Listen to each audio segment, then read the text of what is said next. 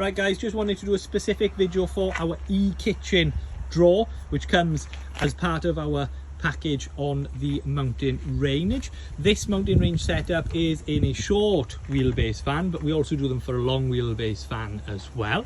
In this particular setup, we've got our induction hob, which is a 1000-watt induction hob, as well as our 22-litre Alpi-Cool compressor fridge. So this can reach -22 if you wanted to turn the whole thing into a freezer, or standard we set it on 0 degrees for that perfect fridge temperature.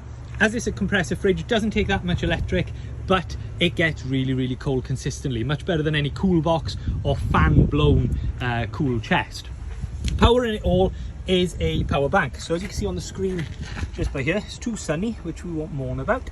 We've got 77% and approximately 33 hours of use, consuming 40 odd watts. So at the moment it's getting the fridge down from 20 degrees all the way down to 0. So it's using the maximum power that it will use. Once it gets to 0, it'll then switch off and on as is necessary to maintain the 0 degrees, keeping our beer cold. We've also got the new cider, all from Camper Can.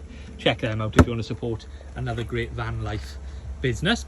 On this van as well, we've then got lights, and they're also powered by the power bank. So everything is all run as a one system, very much like your leisure battery system, but in a much more modern way, with these batteries being lithium powered. They also charge in 3 different ways. So at the moment it's plugged in to charge via the van's auxiliary. So when the van is running, this will then charge. You won't drain your van's battery if you're not driving or running. It'll only charge up and use power when you're running. The other option then is to charge it in the house, so before you go away. It's a quicker way of charging, of course, so we always recommend that you do leave with it on 100%, but this will mean it's going to top up as you're driving along. The last one then is solar. So it's got an MMPT charger built in, or controller built in, so it'll regulate the solar panel power to charge the battery to its optimum. So basically it's a drop-in system with our draw system as well.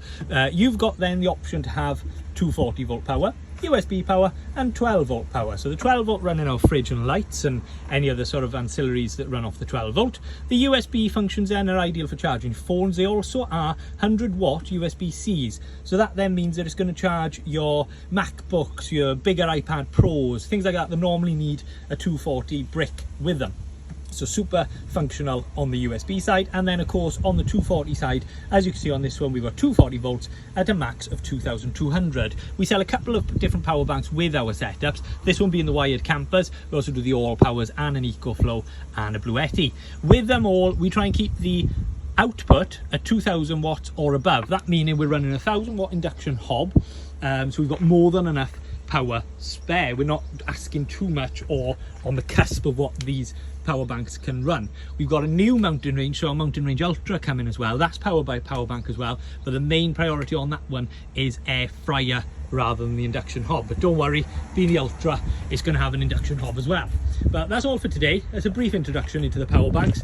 It's a bit of a minefield with lots of information, lots of technical jargon, but we try and keep things super simple and offer you a modern alternative to leisure batteries. That's it for today. Thanks guys. Kombi Furniture.